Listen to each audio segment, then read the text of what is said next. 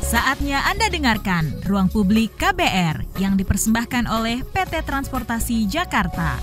Selamat pagi, kita berjumpa kembali dalam Ruang Publik KBR yang dipersembahkan oleh PT Transportasi Jakarta bersama saya, Eva Tarigans. Hari ini kita akan membahas tema Transjakarta Berdayakan Perempuan. Saudara, perempuan telah menjadi pilar utama dalam masyarakat sejak zaman dahulu kala. Peran mereka sangatlah krusial dalam berbagai aspek kehidupan, mulai dari keluarga, komunitas, hingga dunia kerja. Meskipun peran perempuan semakin diakui, mereka masih saja menghadapi berbagai tantangan, seperti diskriminasi gender, kekerasan seksual, bahkan stereotip gender. Dalam rangka menyambut Hari Ibu yang jatuh pada tanggal 22 Desember, Transjakarta sebagai layanan transportasi publik yang inklusif ingin turut memberdayakan perempuan dan senantiasa ingin memberikan ruang yang aman dan nyaman untuk perempuan. Lalu, program apa yang sudah dan sedang dilakukan oleh Transjakarta untuk lebih meningkatkan inklusivitas bagi perempuan? Kita akan perbincangkan lebih dalam terkait hal ini dalam Ruang Publik KBR. Ruang Publik KBR pagi hari ini adalah rekaman, jadi kami tidak menerima pertanyaan dari pendengar. Siaran ini bisa disimak di 100 radio jaringan KBR di seluruh Indonesia, dari Aceh hingga Papua, dan untuk Anda yang di Jakarta, bisa mendengarkan di 94,3 FM Good Radio Jakarta, atau live streaming via website kbr.id dan saksikan juga di YouTube Berita KBR. Dan pagi hari ini saya tidak sendiri, saya sudah ditemani oleh Direktur Keuangan SDM dan Umum PT Transportasi Jakarta, Ibu Mayangsari Dian Irwantari. Selamat pagi, Ibu. Selamat pagi, Mbak Eva. Senang bertemu. Alhamdulillah sehat-sehat. Iya. Ini senang sekali loh kita bisa ngobrol dengan perempuan hebat, apalagi ini obrolannya tentang memberdayakan perempuan ya, Bu ya. Iya. Namun sebelum kita sampai ke sana, mungkin buat masyarakat Jakarta nih ya khususnya ya dan sekitarnya pasti pernah melihat atau menjadi penumpang moda transportasi bus Transjakarta. Sama seperti saya dan juga mungkin teman-teman yang lain. Tapi mungkin banyak juga yang masih belum tahu nih, Bu. Kira-kira sebenarnya boleh nggak sih diceritakan secara singkat kira-kira latar belakang munculnya Transjakarta ini seperti apa? Dan seperti apa sih visi dan misinya? Silakan, Bu. Iya. Jadi Transjakarta seperti mungkin penduduk Jakarta ketahui, itu kita mulai beroperasi tahun 2004. Ya. Waktu itu baru satu koridor dari Blok M Kota ya. Jadi ada jalur khususnya, kemudian ada haltenya itu di pinggir kiri ya. Jadi kemudian ada jalur yang khusus dan tidak bisa dilewati oleh kendaraan lain gitu. Jadi prioritas. Dan Transjakarta sendiri sebenarnya pada saat itu di-develop oleh pemerintah Provinsi DKI mengikuti seperti transportasi public bus di Bogota, di Kolombia. Jadi kurang lebihnya mungkin situasinya sama seperti Jakarta. Dan kemudian itu adalah salah satu bentuk cara untuk meningkatkan kualitas transportasi publik dengan biaya yang mungkin tidak terlalu mahal. Berkembang terus, kemudian sampai saat ini kita sudah punya 14 koridor. Wow. Jadi sudah menjangkau sampai 89% dari kota Jakarta. Transjakarta saat ini sudah melayani sekitar 1,3 juta penduduk per hari atau pelanggan per hari. Dan di tahun 2024 ini kurang lebihnya kita sudah mengangkut tuh 360 juta pelanggan selama 1 tahun.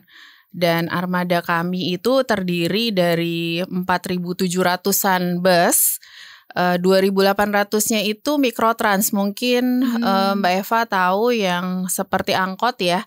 Tapi kita chat dan juga jauh lebih baik gitu dari angkot sebelumnya. Ada beberapa juga yang pakai AC. Nah, si mikrotrans ini tuh buat kami tuh sebenarnya adalah first mile dan last mile. Jadi penduduk Jakarta sebenarnya di-encourage untuk naik angkutan publik.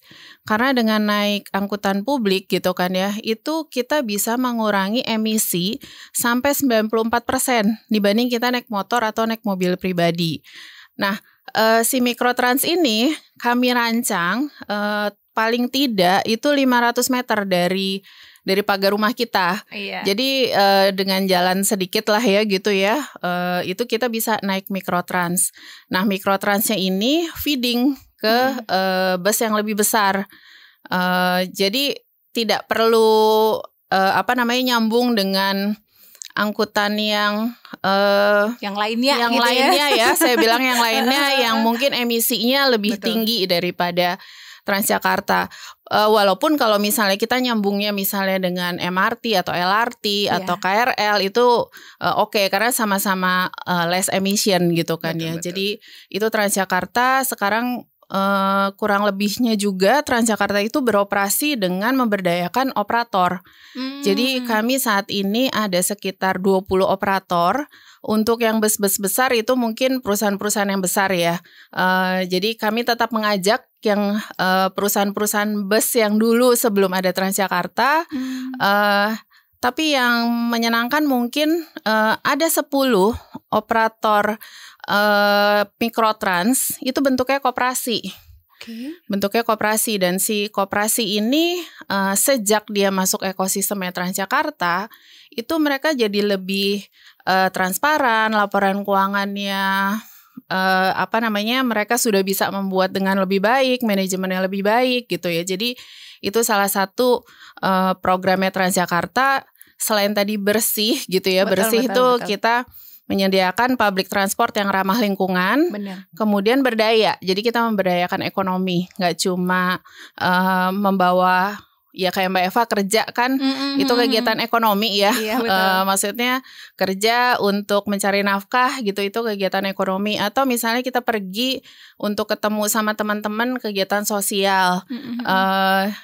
Jadi ada juga memberdayakan UMKM. Salah satu yang lewat koperasi tadi. Betul. Dan di halte-halte kami tuh sekarang juga banyak UMKM yang kita bisa jualan makanan gitu kan. Ya, saya salah satunya yang sering beli sarapan kamu.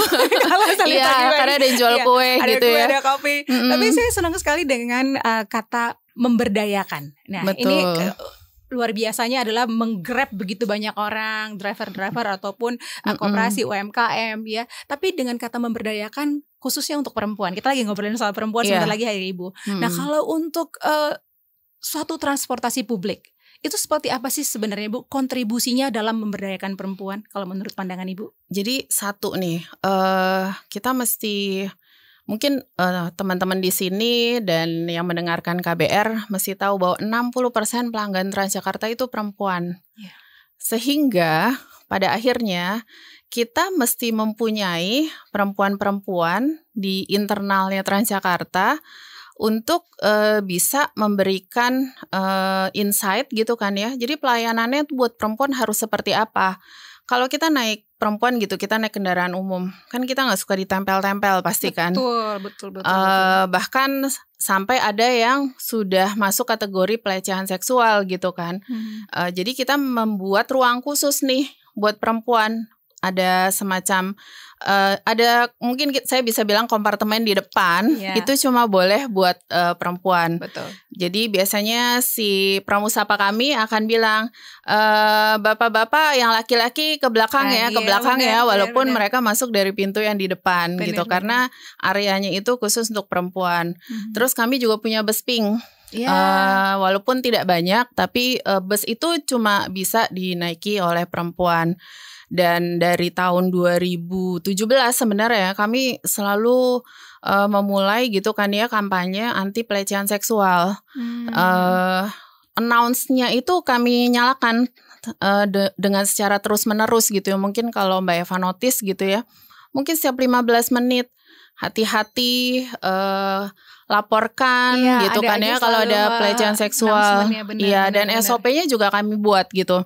Jadi kalau misalnya ada pelecehan seksual terus kemudian pramusapa maupun driver gitu ya, pramudi bisa gitu ya melaporkan ke tim yang ada di halte. Kemudian si tersangkanya akan dibawa ke kantor polisi. Walaupun sebenarnya kadang korbannya yang nggak mau meneruskan laporannya karena mungkin repot dan sebagainya. Tapi SOP-nya ada dan sudah kami jalankan. Dan kampanyenya sih terus ya, kampanyenya terus. Itu kalau memberdayakan. Jadi kami mengajak bahwa perempuan jangan takut untuk keluar rumah dan beraktivitas supaya mereka berdaya gitu kan ya.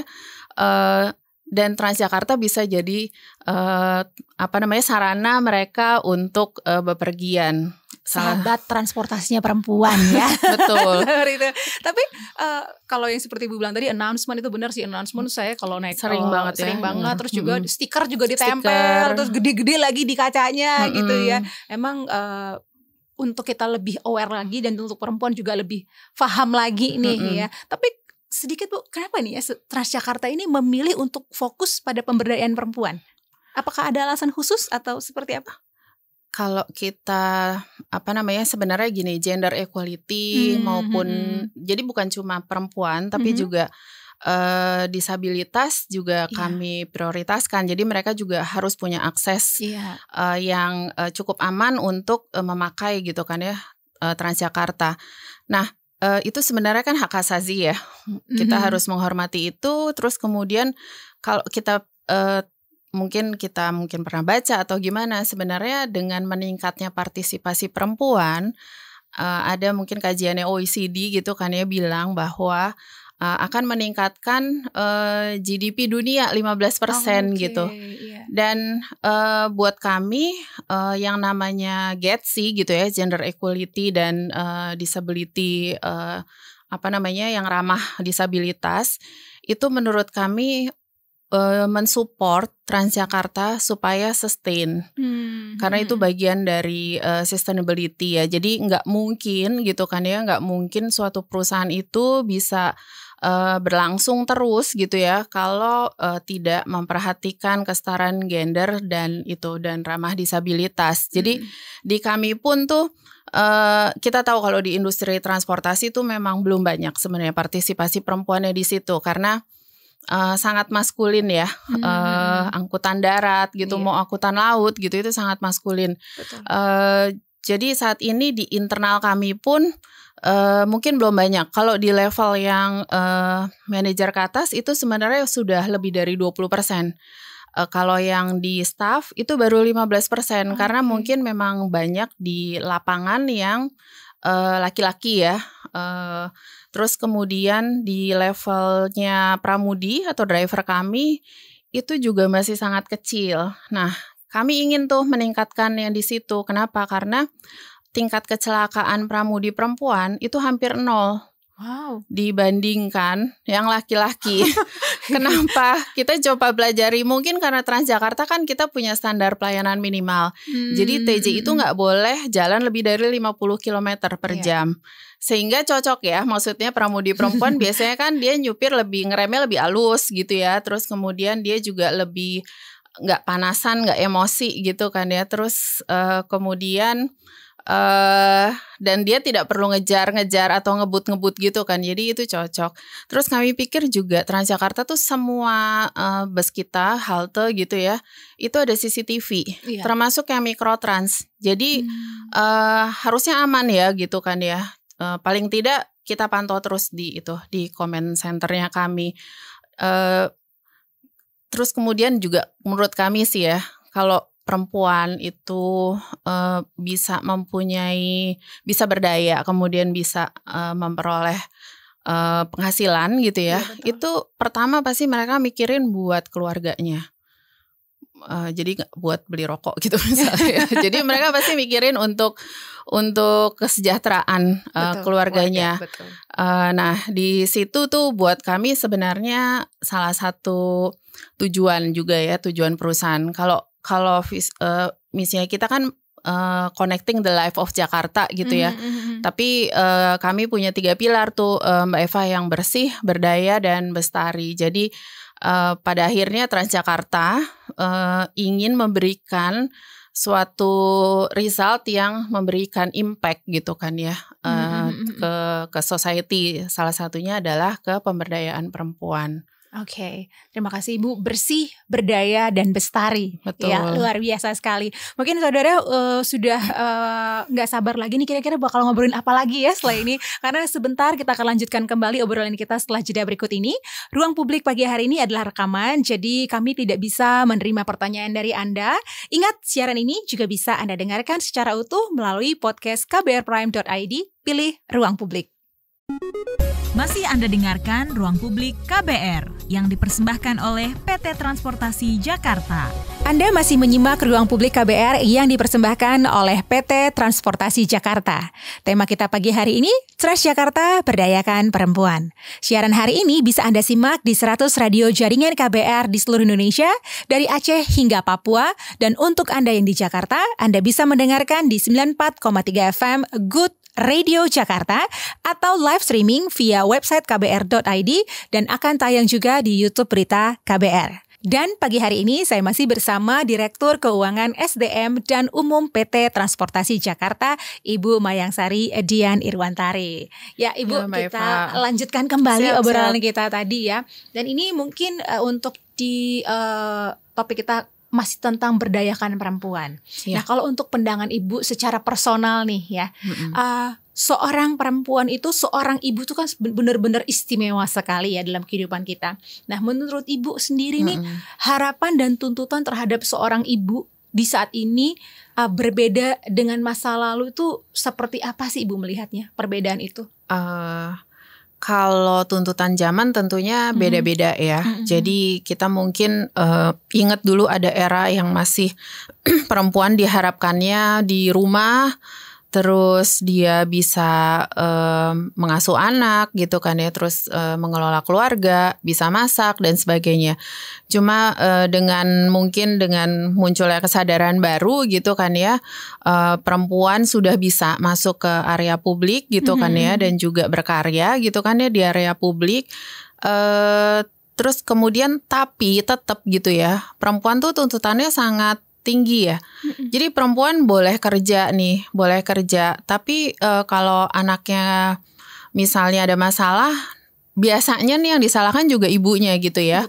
Bukan bukan dua-duanya atau ayahnya gitu kan ya. Terus kemudian dia mesti bisa berhubungan baik dengan nggak cuma anaknya atau suaminya gitu kan ya. Dia juga tidak boleh berkata-kata dengan keras gitu kan ya. Jadi tuntutannya itu sebenarnya cukup demanding gitu ya sebenarnya. Jadi perempuan boleh tapi rumah juga beres ya gitu. Terus kalau rumah nggak beres gitu kan, oh nih yang salah istrinya gitu kan ya, ibunya bukan keluarga gitu.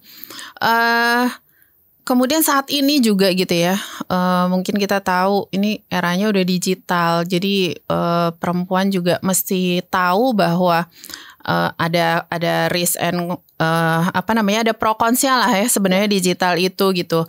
Gimana caranya supaya kita misalnya ngedidik anak bukan kita kasih gadget supaya dia diem gitu kan ya, tapi sebenarnya gimana menggunakan gadget itu untuk pengembangan dirinya mereka gitu.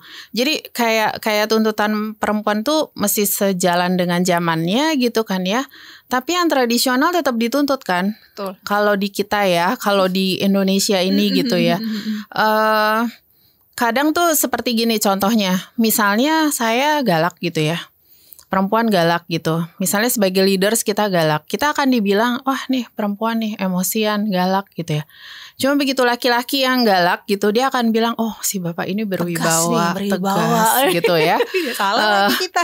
Jadi di situ tuh pada saat perempuan berkarir tuh kita mesti gimana ya impact-nya kalau kita bersikap seperti ini. Jadi kita kayak berpikir 2 kali atau 3 kali dibandingkan laki-laki gitu kan ya, pada saat dia bersikap atau misalnya dia mengambil keputusan gitu kan. Terus misalnya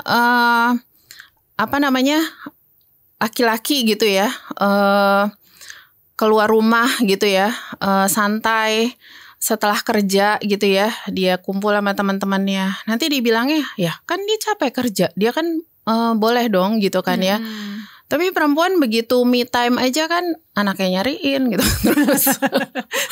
Terus mungkin ada stereotipnya, dimarahin lagi mungkin sama mertuanya atau sama orang tuanya gitu kan ya, atau ada komen gitu kan ya. Itu jadinya buat saya gitu ya. Tapi kita kan memang hidup di dunia yang masih patriarkis ya. Jadi ya buat saya nih perempuan tuh mesti tangguh gitu. Betul. Karena kita masih dituntut seperti itu. Tapi di sisi lain perempuan itu tetap harus bisa smart dan tidak gitu kan ya, mengabsorb semua hal yang menurut dia gitu ya sebenarnya itu tidak benar. Jadi dia masih merdeka. Dia masih merdeka menentukan pilihan. Dia mau jadi ibu rumah tangga full gitu kan ya. Dia mau jadi ibu rumah tangga yang punya pekerjaan part time atau dia mau full berkarir gitu ya. Itu dia masih punya pilihan. Dan yang pasti dengan dia perempuan itu berdaya gitu ya. Berdaya itu kan sebenarnya gini, dia nggak apa-apa jadi ibu rumah tangga, tapi kan punya kewajiban juga untuk mendidik anak. Jadi harus smart tetap gitu ya. Tetap perempuan tuh mesti disekolahin juga gitu kan ya. Karena dia tuh punya tugas untuk nurture anak, ngajarin segala macam gitu. Nah itu tuntutannya tuh yang kita nggak bisa memungkiri tuntutannya sangat tinggi gitu kan ya, apalagi kalau perempuan yang punya 2 peran atau lebih gitu kan ya. Terus tapi jangan lupa sih, perempuan juga mesti punya kemerdekaan untuk bisa memilih gitu kan ya, bahwa dia juga punya kemerdekaan untuk mengambil keputusan apa yang baik gitu kan ya, dan yang cocok buat dia. Kalau buat saya sih seperti itu. Tuntutannya memang berbeda-beda ya, tapi yang tuntutan tradisional seperti masa lalu masih ada juga, masih ada juga. Tapi memang apapun pilihannya, perempuan tetap harus berdaya dan harus punya suara ya. Apapun pilihan perempuan tersebut, mau menjadi full timer ibu rumah tangga kah, atau mungkin memegang peranan penting di berbagai jabatan atau kegiatan apapun seperti itu ya. Yang penting perempuan tetap harus merdeka dengan dirinya sendiri, tanpa harus dipaksa ataupun dihakimi oleh orang lain terhadap pilihannya. Dan mungkin ini juga satu-satu yang saya lihat ya, kalau di Transjakarta sendiri, kalau saya melihatnya sebagai pengguna nih ya, saya melihat banyak perempuan-perempuan dari berbagai usia. Ada yang masih belia seperti saya ya. Dan juga mungkin ada yang mungkin sudah ada berumur, tapi mereka tetap diperkerjakan. Itu luar biasa menurut saya sebagai pramudi, sebagai pramusapa, luar biasa sekali ya. Dan mungkin ini ada hubungannya kali ya. Ini saya mau nanya juga nih Bu, kan baru-baru ini kalau nggak salah belum lama malah ya, Transjakarta itu berhasil meraih penghargaan Women's Empowerment Principle yang diselenggarakan oleh UN Women in Asia Pacific. Yes, boleh dicerita nggak sih Bu, apa memang ada hubungannya? Terus gimana sih sampai bisa terpilih nih? Ini salah satu penghargaan bergengsi loh ya. Itu gimana ceritanya Bu? Kalau terpilih itu sebenarnya kita juga nggak tahu juga ya. Tapi yang pasti pertama itu nilai tadi pemberdayaan perempuan itu ada, kita sengaja adakan gitu kan ya di Transjakarta, dan kita internalisasi gitu. Nah, kenapa mesti diinternalisasi? Karena kalau misalnya tidak meresap ke seluruh insan Transjakarta, kita bilangnya begitu, pada saat kita membuat policy, pada saat kita membuat keputusan, pada saat kita misalnya melayani pelanggannya kita, itu nggak keluar karena cuma slogan gitu kan ya. Jadi pada saat itu sudah terinternalisasi, dan itu sebenarnya usaha, kita melakukan usaha gitu dengan training, dengan melakukan coaching, dengan melakukan kampanye gitu kan ya, dengan juga mendapatkan masukan dari komunitas gender equality, dari komunitas misalnya disabilitas. Itu semua akhirnya terangkum dan tercermin sepertinya di pelayanan Transjakarta maupun di kantor pun kami juga sudah menerapkan bahwa tidak boleh ada diskriminasi gender untuk rekrutmen, untuk training, untuk penempatan gitu ya. Itu nggak boleh ada. Dan juga untuk semua lini posisi fungsi gitu sebenarnya itu tidak boleh ada perbedaan. Nah di situ mungkin ya, terus kemudian juga stakeholder kami juga memikirkan kira-kira ini akan berdampak nggak sih terhadap pemberdayaan perempuan. Misalnya pada saat kita bikin mari menanam mangrove gitu ya untuk menyelamatkan Pulau Harapan yang di Pulau Seribu dari abrasi gitu. Nah 35% dari si petani mangrove, kami kan membeli ya dari petani mangrove yang di sana. Itu ibu-ibu petani perempuan ternyata gitu kan ya. Jadi kami juga ngecek ke depannya semua vendor akan kami minta dan kami cek gitu kan ya, bagaimana sebenarnya nilai-nilai pemberdayaan perempuan itu sudah mereka absorb dan sudah mereka lakukan. Karena pada saat kita membuat misalnya campaign atau misalnya kegiatan gitu ya, kita coba ajak stakeholdernya sendiri untuk juga stakeholder kami yang ada di komunitas kami atau ekosistem kami itu juga mengikuti. Mungkin juga Mbak Eva tahu bahwa di Pemprov DKI ini shareholdersnya kami ya, karena Transjakarta itu kan BUMD di DKI Jakarta, itu karyawan perempuannya PNS-nya ya, ASN-nya itu 52% dan pejabat-pejabatnya juga banyak yang perempuan. Makanya kalau kita lihat sebenarnya gitu kan ya di Jakarta ini gitu ya, kalau ada banyak program yang memang untuk mensejahterakan penduduk Jakarta seperti misalnya kayak KJP, terus kemudian subsidi lansia lah, terus PPSU tuh ya mempekerjakan.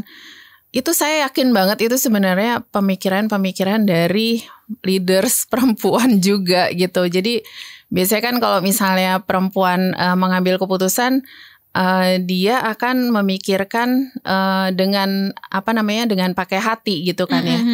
Kira-kira nih akan berimpact nggak sih ke society atau bagaimana? Jadi di Transjakarta kami mengajarkan, maksudnya partisipasi perempuannya kami tingkatkan, tapi kami juga mengkampanyekan bahwa laki-laki pada saat mengambil keputusan itu juga nggak ada salahnya kalau lebih feminis. Jadi kan feminis kan bukan feminin ya gitu kan ya. Betul. Feminis adalah bentuk penghormatan gitu ya. Jadi seperti itu, karena ya di dunia transportasi masih banyak laki-laki, kalau itu tidak di-encourage nanti gitu kan ya, nanti pelayanan ke pelanggannya akan berimpact gitu kan ya. Itu sih Mbak. Jadi mungkin untuk para pendengar, saudara sekalian yang sudah mendengarkan ini pemaparan dari Ibu Mayang nih, berarti ada banyak sekali loh ini pelajaran ataupun kiat-kiat yang bisa kita pelajarin ini ya dalam keberhasilan Transjakarta meraih penghargaan Women's Empowerment Principle ini. Tadi ada beberapa, kalau Anda menyimak benar-benar nih ya, ini bisa kita absorb, mungkin kita aplikasikan di pekerjaan kita atau mungkin di UMKM teman-teman sekalian, saudara pendengar sekalian, itu bisa kita aplikasikan sama-sama. Seperti itu ya Bu ya. Betul. Dan saudara, kita akan lanjutkan kembali obrolan ini setelah jeda iklan berikut ini. Ingat, siaran ini Anda juga bisa dengarkan secara utuh melalui podcast kbrprime.id, pilih Ruang Publik. Masih Anda dengarkan Ruang Publik KBR yang dipersembahkan oleh PT Transportasi Jakarta. Saudara, masih Anda dengarkan Ruang Publik KBR yang dipersembahkan oleh PT Transportasi Jakarta, dan tema kita pagi hari ini adalah Transjakarta Berdayakan Perempuan. Ruang Publik KBR pagi hari ini adalah rekaman, jadi kami mohon maaf Anda tidak bisa menyampaikan pertanyaan Anda, dan siaran ini bisa Anda simak di 100 radio di seluruh jaringan KBR di Indonesia dari Aceh hingga Papua. Dan untuk Anda yang di Jakarta, Anda juga bisa mendengarkan melalui 94,3 FM Good Radio Jakarta atau live streaming via website kbr.id, dan juga akan tayang di YouTube Berita KBR. Dan saya masih bersama Ibu Mayang Sari. Ibu, ini bajunya bagus banget nih ya. Sama ada kayaknya saya bakal bawa pulang nih kayaknya, bukan ya? Boleh ya. Ini memang merchandise official atau seperti apa nih Bu? Jadi Transjakarta kan kita tuh punya dua fungsi. Kita melayani publik gitu kan ya, tapi kita juga PT itu kan perseroan terbatas, itu kita mesti tunduk ke undang-undang PT, di mana PT juga mesti profit oriented. Iya, Nah, benar. kalau kita menyelenggarakan transportasi publik ya marginnya pasti kecil ya kan, apa namanya itu untuk publik ya, lebih banyak subsidinya.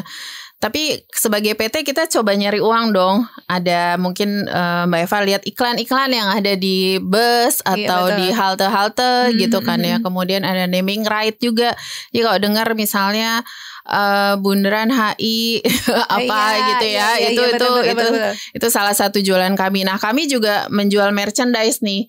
Ini kita kerjasama dengan ada di Kitoys. Ini bisa dibeli di toko-toko mainan di Jakarta gitu ya. Ini ada mock-up-nya TJ dan ini laku loh. Bahkan kita tuh sekarang udah agak susah nyari ini. Nanti mungkin kita akan bikin lagi yang bus-bus listrik gitu ya. Yang model-model baru. Malah yang bus gandeng nih udah habis. Makanya saya juga udah gak bisa bawa. Jadi saya sebenarnya pengen bus gandeng, Bu. Nanti kita minta produksi lagi ya. Terus kalau ini mungkin bukan UMKM, tapi ini saya lagi pakai batik telusur. Ini ada gambar Transjakartanya. Kita kerjasama juga sama batik telusur. Ini juga salah satu merchandise kami. Kedepannya nanti kita akan bikin karakter. Mungkin apa namanya karakternya nanti bisa menjadi segala macam lah apa namanya merchandise yang bisa jadi pemasukan buat Transjakarta, dan itu tentunya kami kembalikan juga ya nanti ke pemerintah Pemprov DKI Jakarta gitu kan ya, hasil keuntungan kami. Jadi nanti akan mengalir lagi sebenarnya ke masyarakat gitu kan ya, karena tujuannya Pemprov pasti kan untuk kesejahteraan. Nah, di luar itu kan UMKM nih. Kalau kita ngomong UMKM itu 80% tuh sebenarnya perempuan. Jadi kue yang dijual di di halte-halte gitu kan ya, itu 80% perempuan. Dan mungkin kayak seperti penjahitnya atau ini gitu ya. Itu menurut kami sih dengan kita ikut mengajak UMKM serta dalam ekosistemnya Transjakarta, itu kita secara langsung atau tidak langsung insya Allah gitu ya memberdayakan perempuan. Untuk official merchandise dan juga seperti ini Toys ini kita dapetinnya di mana, Bu? Mungkin kalau teman-teman ini di toko, kalau ini ada secara di official, mungkin ada di akun Instagram juga bisa, ada ya? di akun Instagramnya bisa sih. Jadi untuk teman KBR dan juga saudara yang sedang mendengarkan juga bisa cek langsung ke akun Instagramnya ya untuk lihat. Itu bisa dikirim ke seluruh Indonesia ya? Bisa sih. Ya? Jadi kami juga punya apps sekarang. TJ.2 Transjakarta itu apps itu sebenarnya kita bisa beli tiket gitu ya. Maksudnya kita bisa beli tiket Transjakarta. Terus kemudian nanti misalnya Mbak Eva mau pergi dari Bundaran HI ke Ragunan gitu ya. Nanti tinggal cek di situ, masukkan misalnya Bundaran HI ke Ragunan. Nanti dia akan kasih tahu bus nomor berapa. Terus kemudian datangnya jam berapa gitu kan ya. Itu apps kami itu nanti ada kerjasama juga dengan Motor namanya. Motor ini sih semacam startup gitu. Jadi si Motor ini memberikan semacam reward buat pemakai public transport. Jadi setiap kali kita naik public transport itu dihargai sama Motor. Nanti ada 10.000, 40.000. Nah itu akan bisa ditukar jadi kaos atau jadi merchandise lainnya gitu kan ya. Jadi apa namanya penghargaan dari Motor itu kita kembalikan lagi ke pelanggan kami. Wah seru sekali tuh Bu. Saya apalagi saya yang hitung-hitungan balik lagi dapat duit lagi. Iya. Karena gini sih Mbak Eva, buat kami nih nih sekarang ya pemakai public transport itu menurut kami adalah hero. Pahlawan, karena apa namanya pemakai public transport kan sebenarnya belum banyak ya maksudnya di Jakarta ini ataupun di kota-kota lain di Indonesia. Jadi kami menyebut pelanggan kami itu hero. Makanya kami sedang punya program namanya Hero Serve Hero. Wow. Jadi kami infokan ke apa namanya ke frontliner kami, Pramusapa, Pramudi, bahwa kalian tuh hero dan kalian tuh melayani hero-hero yang memakai public transport gitu. Wow, jadi luar biasa ya. Eva ini hero kalau sering naik Transjakarta. Berarti ada banyak sekali loh berarti program-program yang diluncurkan sama Transjakarta kalau begitu ya Bu. Apalagi kalau saya nggak salah dengar tuh di 18 November lalu kalau nggak salah tuh ya. Ada juga Transjakarta meluncurkan Transjakarta Academy. Transjakarta Academy. Ini sebenarnya boleh dijelaskan seperti apa dan tujuannya seperti apa nih Bu? Ini cita-cita yang mungkin udah beberapa tahun yang lalu, tapi alhamdulillah kita realisasikan nih di 18 November. Jadi Transjakarta Academy itu kita bentuk sebagai tempat pendidikan untuk pramudi atau driver dan juga knowledge mengenai sistem BRT. Jadi saat ini TJ ini Transjakarta ini adalah operator BRT terpanjang di dunia karena kami sudah koridor kami tuh kalau misalnya disambung-sambung itu udah 490 km. Wow. Jadi bahkan yang kami contoh gitu ya di Bogota itu udah kalah karena kami udah lebih panjang gitu kan ya. Mungkin karena Jakarta lebih besar gitu ya kotanya. Nah jadi banyak kota-kota lain di Indonesia tuh datang ke kami belajar bagaimana sih mengoperasikan BRT. Terutama mungkin saat ini ada peraturan dari Kementerian Perhubungan bahwa 10% dari APBD daerah gitu ya, anggaran belanja daerah itu 10%-nya harus untuk transportasi publik. Sehingga banyak nih dari kota lain yang belajar ke kami. Terus kami pikir ini knowledge buat kami ini ada bisa dimonetize, ada harganya gitu kan ya. Jadi kemudian kami berpikir kalau gitu kita bikin TJ Academy aja, kita bikin kelas, kita akan kita akan share knowledge-nya karena ini kan memang untuk misalnya untuk menurunkan polusi dan sebagainya gitu ya. Jadi share itu boleh, tapi kan ada biayanya juga ya waktu kita men-share. Nah, itu yang kemudian kita charge gitu ke mereka. Yang kedua, ya si TJ Academy ini tuh sebenarnya kami ingin mendidik pramudi supaya mereka tidak cuma punya keterampilan tapi juga punya pengetahuan mengemudi peraturan lalu lintas, terus kemudian kemampuan mereka tentang busnya ya. Karena kan mereka juga mesti tahu sebenarnya kendaraannya itu seperti apa supaya handlingnya mereka juga lebih baik. Misalnya nih, apakah bisa langsung berhenti pada saat mereka mulai mengerem gitu kan ya? Berapa meter sih sebenarnya yang yang bisa gitu kan ya ngeremnya? Jadi misalnya nggak boleh ngerem mendadak, terus kemudian peraturan lalu lintas juga. Jadi kita memberikan tidak hanya keterampilan, misalnya mengemudi yang baik seperti apa, beloknya seperti apa, merapat ke dermaga yang di halte seperti apa gitu, tapi juga knowledge-nya.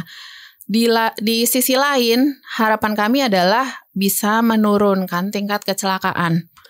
Karena yang kita ketahui sebenarnya tingkat kecelakaan di darat itu jauh lebih tinggi daripada di udara maupun di laut gitu. Betul. Ya. Pada saat nanti kita tidak hanya mendidik pramudi yang untuk Transjakarta saja, tapi juga bisa kita ekspor nih ke kota lain atau ke negara lain gitu ya. Diharapkan kita bisa menurunkan tingkat pengangguran juga. Yes, nah, betul. TJ-nya ini khusus di yang kelas pertama itu kita mempunyai 20 murid perempuan. Karena kita ingin meningkatkan partisipasi perempuan sebagai pramudi. Jadi 20-20-nya nih perempuan. Dan cukup sulit sebenarnya mencari source gitu ya. Tapi saya harapkan nih misalnya yang mendengar ini perempuan tertarik untuk menjadi pramudi Transjakarta, itu ada di link di websitenya Transjakarta itu ada gitu ya. Nanti bisa melamar karena ini baru kelas pertama. Mungkin di sekitar Februari kita akan membuka lagi gitu. Dan kami sebenarnya senang gitu ya karena diharapkan nih nanti si ibu-ibu ini dan mbak-mbak ini gitu kan ya, gajinya tuh sebenarnya lumayan untuk pramudi. Jadi menurut kami diharapkan nanti kalau misalnya mereka sudah pekerja gitu ya di Transjakarta atau di operatornya Transjakarta bisa meningkatkan kesejahteraan maupun meningkatkan kemandirian juga sebenarnya buat perempuan gitu. Benar. Jadi untuk para pendengar yang mungkin sekarang ini sudah mendengarkan tentang Transjakarta Academy ini, terus tertarik, boleh nanti langsung cek aja di laman resminya Transjakarta. Dan mungkin ini ada sedikit pertanyaan yang agak gimana ya nanya Bu ya? Kalau kita mau daftar tuh berbayar atau gimana? Atau syarat ketentuan ada bagaimana? Itu semua di dalam berarti ya? Sudah ada di laman resminya? Itu ada di laman resminya dan memang banyak ini sih ya berita gitu bahwa ada yang meminta bayaran tapi please itu jangan diikutin lah karena nggak ada bayaran sama sekali, bahkan mereka juga sekolahnya ini gratis gitu kan ya, nanti bahkan akan kami subsidi juga sertifikasinya gitu. Jadi karena untuk menjadi pramudi bus besar gitu itu kan ada sertifikasi ya. Betul. Dan itu juga ada biayanya, nanti itu termasuk yang akan disubsidi oleh Transjakarta. Ini ya salah satu bentuk bentuk atau cara kami mengejawantahkan gitu ya untuk peningkatan pemberdayaan perempuan tadi. Oke. Iya. Jadi seperti itu ya. Jadi untuk Anda saudara dan juga pendengar langsung saja nih kalau pengen ikutan, pengen tahu Februari nanti berarti ya Bu ya? Iya, kita akan buka lagi kelas ya? baru karena ini mungkin sekitar 3 bulanan lah kelas ini. Saya mendaftar juga kayaknya ya. Baiklah saudara, kita akan lanjut lagi setelah jeda iklan dan sekali lagi kami mohon maaf kalau Ruang Publik KBR pagi hari ini adalah rekaman, jadi kami tidak bisa menerima pertanyaan dari para pendengar. Ingat, siaran ini juga bisa Anda dengarkan secara utuh melalui podcast kbrprime.id, pilih Ruang Publik. Masih Anda dengarkan Ruang Publik KBR yang dipersembahkan oleh PT Transportasi Jakarta. Inilah bagian akhir Ruang Publik KBR yang dipersembahkan oleh PT Transportasi Jakarta dan tema kita pagi hari ini Transjakarta Berdayakan Perempuan. Saudara, kalau Anda mendengarkan obrolan kita dari awal sampai dengan segmen terakhir ini ya, kita akan sama-sama mendengarkan bahwa Transjakarta terus berusaha dengan 3 pilarnya bersih, berdaya, dan bestari dan selalu mengeluarkan banyak sekali gebrakan-gebrakan yang selalu berujung ke arah yang positif. Bahkan baru-baru ini juga sempat meraih penghargaan yang luar biasa dan kembali lagi selalu ingin memberikan yang terbaik untuk masyarakat. Hero serve hero. Yes, itu. Dan selain itu juga dengan armadanya yang diperbanyak untuk perempuan, berusaha untuk memberdayakan perempuan melalui Transjakarta Academy. Saat ini saya bersama Ibu Mayangsari Dian Irwantari selaku Direktur Keuangan, SDM dan Umum PT Transportasi Jakarta. Kita mau tahu apakah masih ada lagi nih gebrakan-gebrakan lainnya ataupun hal-hal positif lainnya yang sedang dikerjakan oleh PT Transportasi Jakarta. Silakan Ibu. Apakah masih ada atau udah cukup atau gimana? Jadi Transjakarta sendiri kan kita berevolusi ya dari mungkin waktu masa awal-awal banget itu kan gimana sih buka koridor baru, terus kemudian ada masa kita meningkatkan operasional gitu kan ya. Ada beberapa layanan bus besar, bus sedang, terus mikrotrans gitu kan ya, terus kemudian ada bus pink gitu. Terus kemudian saat ini mulai tahun 2024 kami sebenarnya declare bahwa Transjakarta itu adalah social enterprise. Nah, social enterprise sendiri gitu, kami dengan strategi service ya, pastinya sebagai perusahaan jasa gitu, service mengedepankan pelayanan gitu. Kemudian kami juga menerima yang namanya strategic partnership. Jadi misalnya ada daerah baru gitu ya, ada daerah baru, terus kemudian developernya meminta kami gitu kan ya, buka dong rute di sana. Kami bilang oke, tapi tolong kalian bangun gitu kan ya, haltenya yang proper untuk pelanggan kami gitu kan ya. Terus kemudian halte itu pun bisa juga nanti dipasang semacam iklan gitu kan ya, yang bisa menjadi pemasukan kami. Dan pemasukan kami itu sebenarnya kan nanti akan balik lagi ke pelanggan. Minimal kalau kekayaannya Transjakarta meningkat itu semuanya miliknya Pemprov Jakarta gitu kan ya. Jadi sebenarnya akhirnya balik lagi ke Jakarta, balik lagi ke Indonesia, balik lagi ke rakyat Indonesia gitu kan ya. Terus kemudian strategic partnership dan juga sustainability. Nah, sustainability ini perlu karena buat kami Transjakarta itu berharga banget, buat penduduk Jakarta pastinya juga gitu kan ya. Jadi sustainability ini terus-menerus kami gaungkan dan kami tingkatkan gitu kan ya, supaya Transjakarta itu berkelanjutan terus. Termasuk supaya Transjakarta nanti mungkin diharapkan sih bisa gitu kita menjadi operator di kota lain atau di negara lain. Jadi kami akan semakin impact dan semakin besar gitu ke depannya. Itu program-program Transjakarta dan mulai dari 2024 inilah jadi kita mau mulai menjadi social enterprise ininya. Seperti itu ya Bu. Jadi benar-benar akan terus ada hal-hal positif, hal-hal baik lainnya yang akan terus dilakukan untuk toh ujungnya kembali lagi kepada masyarakat. Betul, seperti itu ya Bu. Betul. Nah tapi berarti selain Transjakarta Academy tadi dan juga banyak pelatihan-pelatihan dan juga yang sudah Ibu sebutkan tadi, apakah mungkin akan ada lagi program-program lainnya ke depan untuk pemberdayaan perempuan khususnya Ibu? Untuk pemberdayaan perempuan pastinya akan tadi partisipasi perempuannya kita tingkatkan, terus kemudian yang kita belum mulai nih mungkin kita akan mengajak ekosistemnya Transjakarta untuk juga ikutan meningkatkan partisipasi perempuan tadi. Karena kami kan baru mulai dari diri sendiri nih, betul. Belum kita ngajak 20 operator kami gitu kan ya. Kami juga belum mengajak misalnya vendor-vendor kami. Nah kedepannya itu kami akan ajak nih, kebetulan bentar lagi kita mau bikin vendor gathering. Nah itu akan kami ajak tuh bahwa kalau vendor-vendornya ini misalnya tidak compliance terhadap gender equality dan misalnya tidak ramah disabilitas, tentunya kami akan prioritaskan vendor yang lebih yang punya nilai gitu kan ya, ramah disabilitas. Itu yang untuk masalah pemberdayaan perempuan di internalnya sendiri sih.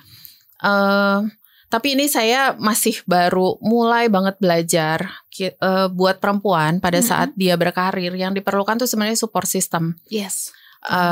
Support systemnya itu kalau saya pribadi tuh kebetulan orang tua saya tinggal di Jakarta juga. Kita rumah juga gak jauh gitu kan ya. Jadi saya bisa nitipin anak saya. Maksudnya ada pengasuhnya tapi ada ibu saya juga ada monitor gitu ya, yang ngeliatin.